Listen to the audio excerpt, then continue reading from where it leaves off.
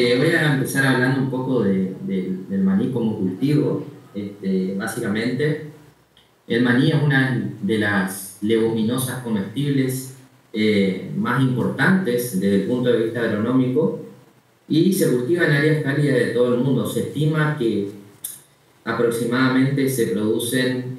al año unas 40 millones de toneladas anuales. Desde el punto de vista nutricional es muy importante el grano de maní porque tiene sirve como fuente de numerosos oligoelementos. Además tiene distintas vitaminas, como es rico en vitamina E, también es rico en ácidos grasos esenciales, así como también en algunos compuestos polifenólicos de importancia nutricional porque actúan como antioxidantes, como el resveratrol. En nuestro país la producción de maní está principalmente, si bien se produce en otras áreas, en otras regiones de la República Argentina, la producción básicamente está centrada en el centro sur de la provincia de Córdoba, donde hay una producción mucho más fuerte de maní en esa región, ¿no? Y se estima de que se producen aproximadamente unas 400.000 toneladas al año, de las cuales el 80% de esta producción se exporta principalmente a países de la Comunidad Europea, y no solamente se exportan granos de alta calidad para confitería, sino que también en nuestro país exporta sus derivados, o sea, la materia procesada, tales como la manteca de maní y el aceite de maní. Desde el punto de vista taxonómico, la especie maní cultivado, Arachis hipovea, contiene a dos subespecies, la subespecie hipovea y la subespecie fastigiata, que a su vez tienen diferentes variedades, 2 para la subespecie hipovea y 4 para la subespecie fastigiata. Asimismo, se reconocen más de 100 razas locales, las que fueron surgiendo como consecuencia de la domesticación del maní durante varios milenios en diferentes contextos agroecológicos y culturales. En cuanto a las especies del género Arachis, están reconocidas dentro del género aproximadamente 83 especies, para ser más exactos, dentro de las cuales tienen dos características biológicas muy importantes, las cuales son la autogamia, es decir, self-pollinization, digamos, y por otro lado la geocarpia, es decir, a pesar de que tienen sus flores aéreas, todas estas especies desarrollan sus frutos bajo tierra. Lo que aporta diferentes características en cuanto al flujo génico que pueden ser transmitidos entre las diferentes especies, ¿no? Como les decía, estas 83 especies reconocidas dentro del género Arachis se distribuyen en 9 secciones taxonómicas, dentro de las cuales la sección Arachis es la más importante, es la más amplia y diversa, no solo porque contiene al maní cultivado, sino porque también es la más numerosa, y han sido reconocidas dentro de esta sección, conformada por 33 especies, 6 grupos genómicos. Todas estas especies de las que forman el género Arachis son exclusivas de Sudamérica y se extienden en una región que va desde la región sur del Amazonas hasta el Río de la Plata, o sea, en sentido norte-sur, y desde este a oeste, desde las primeras estribaciones de los Andes en el noroeste argentino y sur de Bolivia hasta la costa atlántica del Brasil, donde vive la especie diploide con genoma Arachis stenopter. De acuerdo a los rasgos morfológicos de la especie cultivada, o sea, del maní, se han reconocido 6 centros de domesticación del maní, o sea, 6 centros de diversificación para esta especie, lo que ha traído como consecuencia la dificultad en la identificación de cuál había sido el centro de origen del maní y también cuáles habrían sido los parentales diploides silvestres que más probablemente habrían participado en el origen del mismo. Actualmente se reconoce que una región ubicada entre el noroeste de la República Argentina y el sur de Bolivia habría sido el centro de diversificación que más probablemente correspondería al sitio de origen del maní. En cuanto al origen genético del maní, se han desarrollado diferentes estudios, tanto moleculares como citogenéticos, que habrían sugerido cuáles habrían sido las especies diploides silvestres que más probablemente habrían originado a la especie Arachis hipovea. En este sentido, estudios por marcadores de RFLP mostraron de que los patrones de bandas que se observaban en Arachis hipovea se correspondían, al compararlos con diferentes especies diploides silvestres, se corresponden con los patrones observados Arachis duranensis, especie con genoma A, y Arachis hipaensis, de ADN ribosómico y bandas pericentroméricas DAPI positivo, mediante estudios de hibridación in situ fluorescente, demostraron una completa aditividad entre los patrones observados en las especies Arachis hipaensis, que habían sido previamente identificados mediante marcadores RFLP, y la especie Arachis duranensis. Es decir, la suma de los patrones observados en esta especie diploide eran aditivos a la suma de estos eran los observados en la especie Arachis hipovea. Asimismo, experimentos de hibridación in situ genómica, en el cual consiste en marcar diferentes genomas con diferentes fluorocromos e hibridarlos sobre metafases del cultivo. Bueno, lo que estaba mencionando era que por patrones RFLP los mejores candidatos para ser los parentales diploides del maní eran Arachis duranensis y Arachis hipaensis, debido a que el patrón de bandas era aditivo y correspondía al observado en Arachis hipaensis. Del mismo modo, el análisis de Fish utilizando sondas de ADN ribosómico y el análisis de la distribución de bandas pericentroméricas DAPI positivo, se observó que los patrones observados en Arachis hipovea se correspondían con aquellos observados en Arachis hipaensis y Arachis duranensis. Además, los experimentos Gish, en el cual se marcaban diferentes genomas diploides con diferentes fluorocromos y se los hibridaban sobre las metafases del halopoliploide, es decir, de Arachis hipovea, mostró de que los mejores patrones de hibridación se obtenían cuando se hibridaban las especies Arachis duranensis y Arachis hipaensis sobre las metafases del cultivo. En este contexto se planteó el siguiente modelo para el origen genético del maní, en el cual Arachis duranensis, una especie diploide silvestre con genoma A y en la cual habría actuado como parental materno, seguido con Arachis hipaensis, que es una especie diploide silvestre con genoma B y habría actuado como parental paterno. Se habrían hibridado y duplicado su contenido genómico en un proceso de halopoliploidización para dar origen al halopoliploide silvestre, Arachis monticula, que ya tiene el doble de cromosomas o sea, tiene 40 cromosomas. En cuanto a la distribución geográfica de Arachis hipaensis, es decir, de parental paterno, y de Arachis duranensis, el parental materno, podemos decir que Arachis hipaensis existe una sola población en la naturaleza,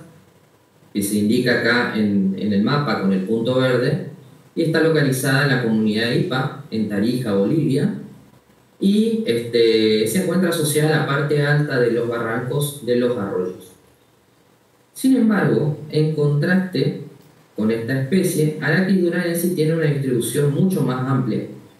entre el sur de Bolivia y el noroeste de nuestro país. Y se observan numerosas accesiones o poblaciones de esta especie en suelos arenosos profundos y albardones de curso de agua actuales y paleocausos. Además crecen en el este de las primeras estribaciones de los Andes, desde el departamento de Chuquisaca, en Bolivia, hasta la provincia de Salta, como decía recién, y además de tener un amplio rango en cuanto a su distribución longitudinal y latitudinal, también tienen un rango altitudinal porque se encontraron poblaciones de Arachis duranensis que van desde los 250 metros sobre el nivel del mar, por ejemplo en Dragones, en la provincia de Salta, hasta los 1250 metros, también en la provincia de Salta, en la localidad del Prado. Todas estas poblaciones de Arachis duranensis demostraron ser genéticamente variables, tal como fue demostrada por los patrones observados en análisis de RFLP realizados por Stocker en 1995. Además, presentan híbridos, los híbridos de estas poblaciones presentan un porcentaje de fertilidad variable, y también, aparte de estas dos características anteriores, todas estas especies, cuando se le mide el contenido genómico por citometría de flujo, demostraron que también tienen un contenido genómico variable. Es decir, desde el punto de vista genético, a pesar de ser la misma especie, todas estas poblaciones son altamente variables. Como la especie Arachis hipovea es una alotetraploide formada por una constitución genómica AB, esto presenta un gran obstáculo a la hora de querer conocer cuál es su genoma, debido a que son genomas diferentes, pero que tienen mucho en común, debido a que los genomas A y B se estima que habían divergido hace 2 millones, 2 millones a 3 millones de años atrás, ¿no? Entonces, esto traería muchas consecuencias en cuanto al ensamblaje del genoma, porque podría conducir a ensamblajes erróneos. Es por eso que una de las estrategias que se tomó cuando se decidió encarar el proyecto del genoma del maní es decir, bueno, ¿por qué no ensamblamos los genomas de los parentales diploides primero por separado? Y una vez obtenido eso, podemos tener una aproximación mucho más certera de lo que sería el genoma del maní. Es por eso que se ensamblaron primero los genomas en 2016, los genomas de Arachis duranensis y Arachis hipaensis. ¿Qué pasa? Como Arachis hipaensis solo existe o solo se encontró una sola población en la naturaleza, cuando se obtiene el ensamblaje de Arachis hipaensis, lo que se hace es se secuencia un cultivar de Arachis hipovea y se trata de mapear los RITs obtenidos de Arachis hipovea contra el genoma de Arachis hipaensis. Como vemos en la figura B, acá vemos de que hay una identidad entre los RITs de Arachis hipovea y, por ejemplo, en este caso, el cromosoma 5 de Arachis hipaensis, que es prácticamente cercana al 100%. Ahora bien,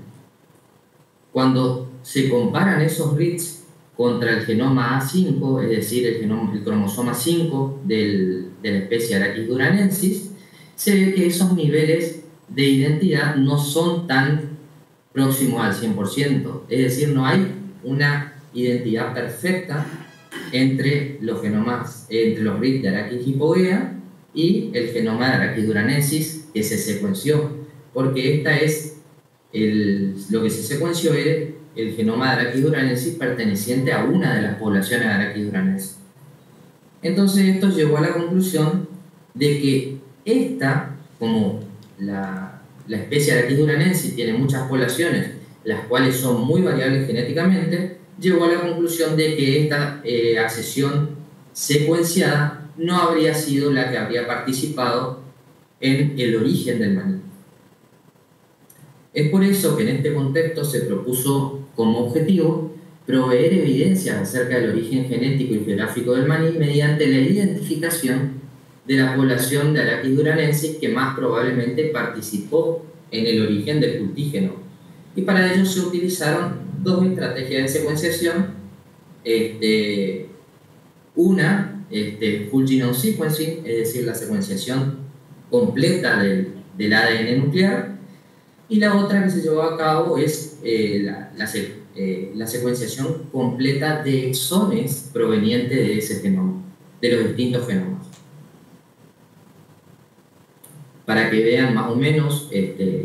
cómo serían las diferentes estrategias en Whole Genome Sequencing, lo que se hace es se fragmenta todo el genoma y todos esos fragmentos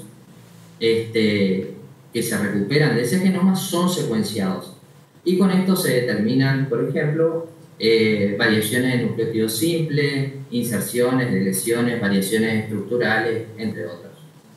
En cambio, con la secuenciación masiva de exones, lo que se hacen es, previo a la secuenciación, se capturan con unas sondas específicas los diferentes exones correspondientes a los genes que existen en el genoma. Entonces con eso reducimos la complejidad del genoma y solamente secuenciamos esas regiones. Entonces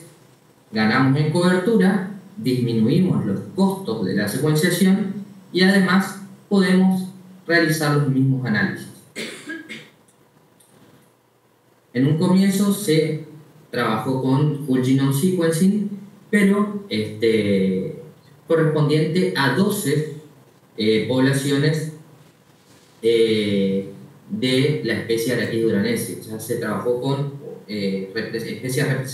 accesiones representativas de cada una de estas 12 poblaciones, distribuidas en todo el rango de distribución de la especie Arachis duranensis. Entonces se procedió a la extracción del ADN genómico, ese ADN genómico se fragmentó y se prepararon las librerías para posteriormente ser secuenciadas en una plataforma Illumina HiSeq.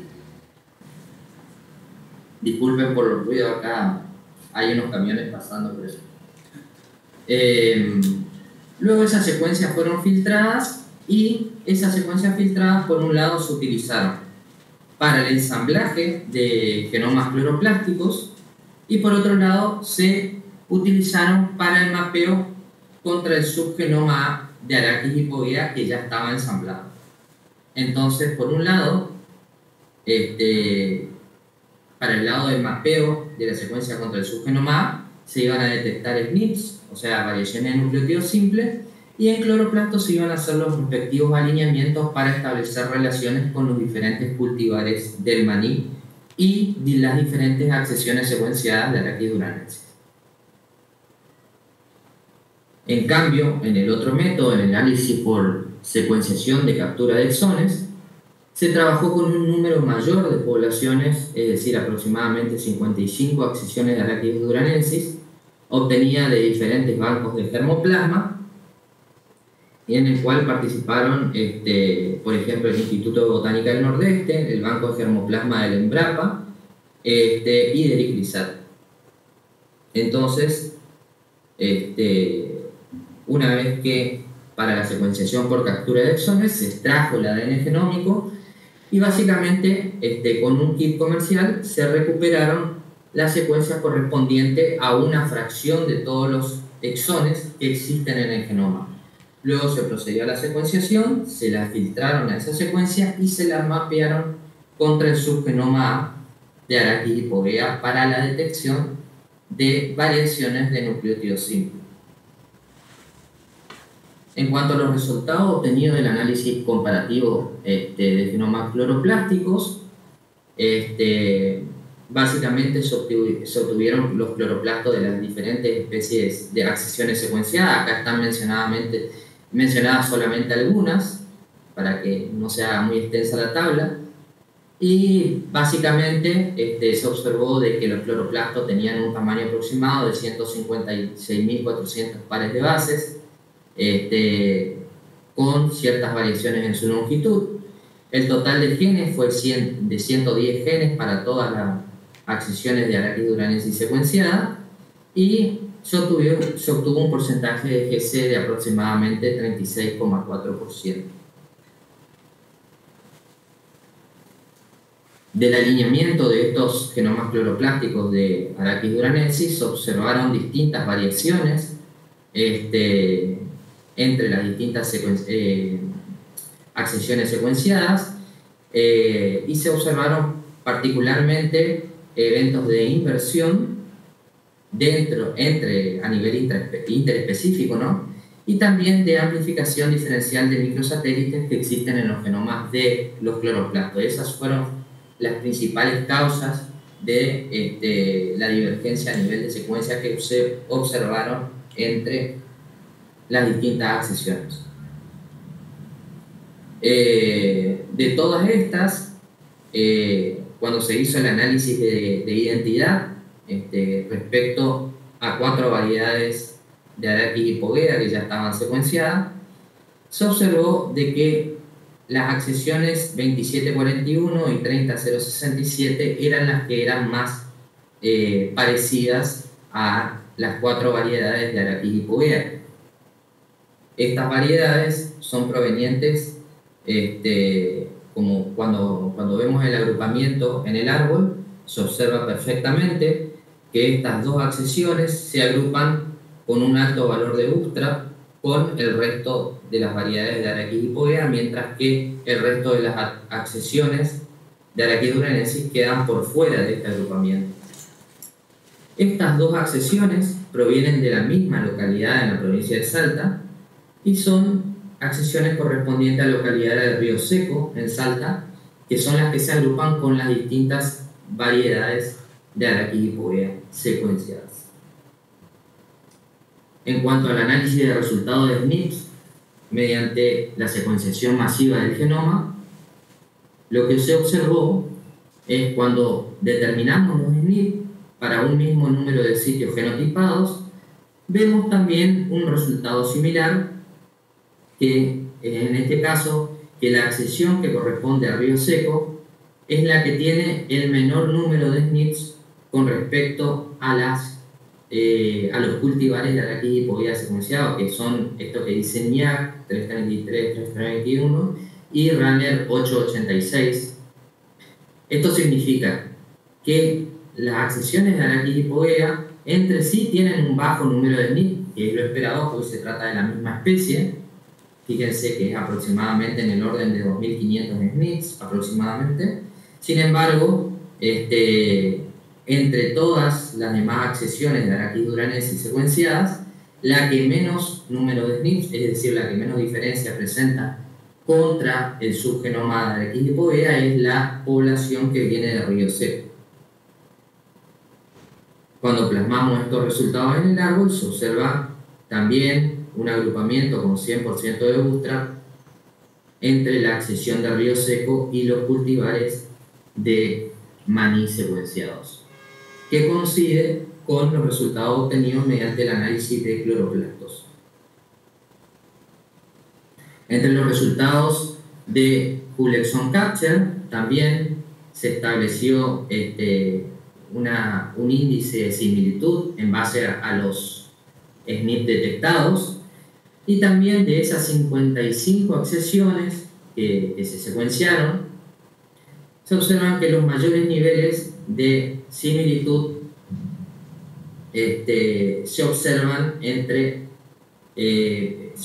para las accesiones secuenciadas de la región de Río Seco en Salta. Es decir, mediante 3 estrategias diferentes se pudo constatar que la región, que las poblaciones que habitan actualmente en la región del Río Seco en Salta son las más parecidas al subgenoma A de Arachis hipogea. En cambio, acá en verde, fíjense, se pusieron como outgroup otras especies de Arachis de Arachis hipovea, del género Arachis, como por ejemplo Arachis cardenasi, Arachis batisopoi y Arachis hipaensis, que muestran los menores índices de similitud contra el subgenoma A de hipovea, que es lo esperado, ¿no? Esto es lo que valida un poco los resultados obtenidos mediante la secuenciación de exomas del genoma. Sin embargo, cuando vemos la similitud que existe, estos son los distintos cromosomas del complemento haploide de Arachis hipovea, o sea, los correspondientes al genoma A particularmente, y vamos a ver que para las distintas acciones de Arachis duranensis secuenciada, a pesar de que el índice de similitud global era muy alto, los valores de similitud para los distintos cromosomas es muy variable. Si bien se pueden presentar valores muy altos, por ejemplo en el cromosoma A1, en general para todas las especies, hay otras, por ejemplo para el cromosoma A3, que el índice de similitud cae mucho, ¿no? Y esto se debe a los procesos de recombinación tetrasómica que ocurren dentro del genoma del maní entre el genoma A y el genoma B. Es decir, que luego del proceso de aloploidización y domesticación, los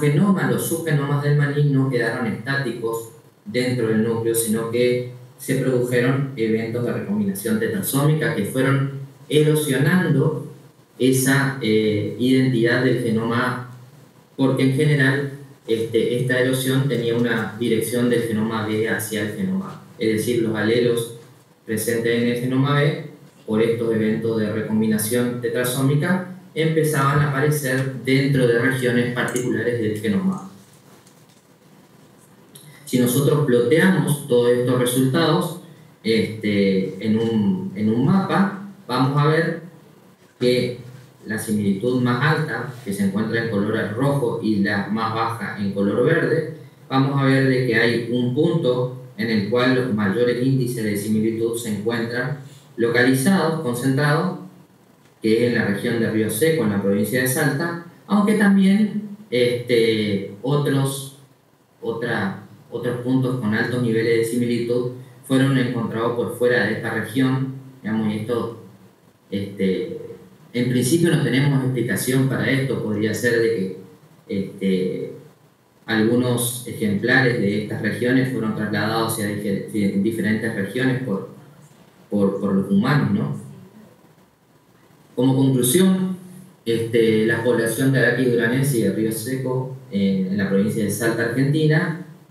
es la donante más probable del genoma A de los halotetraploides Arachis hipovea y Arachis monticola,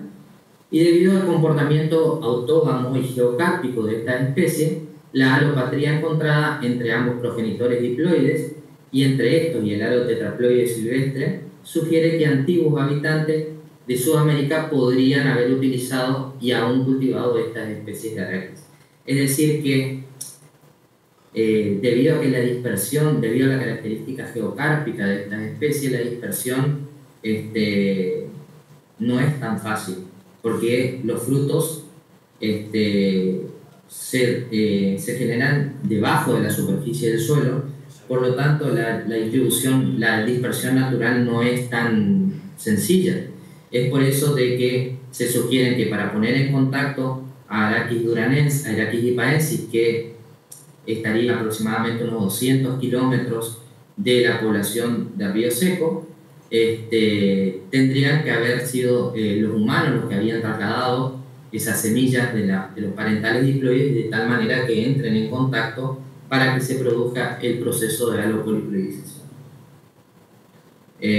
Bueno, este trabajo fue publicado en 2019, excepto los trabajos de los cloroplastos, que está próximo a publicarse, en el cual se están queriendo incorporar mucho más secuencias de genomas de cloroplastos para tener un análisis mucho más robusto. Bueno, las líneas de investigación actuales se seguimos trabajando con las especies de Arachis, tanto a nivel evolutivo, a nivel de evolución de las especies, mediante el análisis de variantes estructurales entre especies de Arachis con diferentes genomas, usando reads más largos, provenientes de plataformas de Oxford Nanopore, sobre todo aquellas especies que tienen cariotipos muy asimétricos, para saber en cuáles puntos se encuentran los arreglos estructurales. Pero también estamos realizando análisis estructurales y funcionales de familias génicas que intervienen en la regulación de diferentes caracteres de interés agronómico, como parte más aplicada, si se puede decir. Estamos realizando estudios de la base genética de la resistencia al carbón de maní, utilizando diferentes estrategias, o sea, en el sentido de medición de ciertos compuestos químicos, análisis citopatológicos y análisis funcionales de transcriptómica. Y también hace rato, que es en lo que yo basé mi tesis doctoral, o sea, fue el tema de mi tesis doctoral, estamos estudiando la evolución de los genomas vegetales basada en el estudio de secuencias repetitivas a nivel global, o sea, combinando herramientas de secuenciación masiva por tecnologías de Illumina con técnicas citogenéticas de FISH. Y en este sentido, por ejemplo, analizamos la evolución de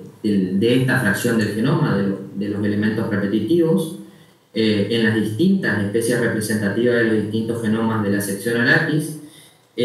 para de alguna manera tratar de explicar, como muestra acá en el gráfico de la parte superior derecha,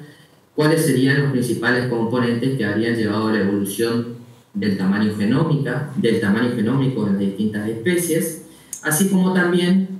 estimar tiempos de divergencia de esta especie a partir de la datación de eventos de transposición, es decir, en qué momento de la historia evolutiva de estas especies se producieron las principales explosiones de elementos repetidos, que están muy asociadas a los eventos de especiación, y asimismo tratar de establecer filogenias basadas en los diferentes componentes de los elementos repetitivos, que sorprendentemente coinciden con las filogenias basadas en genes ribosomales, en fragmentos de genes ribosomales, y SNPs mediante la plataforma Action, debido a que tanto a nivel de abundancia como a nivel de divergencia de secuencia, las secuencias repetitivas tienen una señal filogenética que nos permite agrupar las especies, ¿no? Así que bueno, eso es un resumen de todo lo que ha sido el trabajo en Arachis. Así que muchas gracias.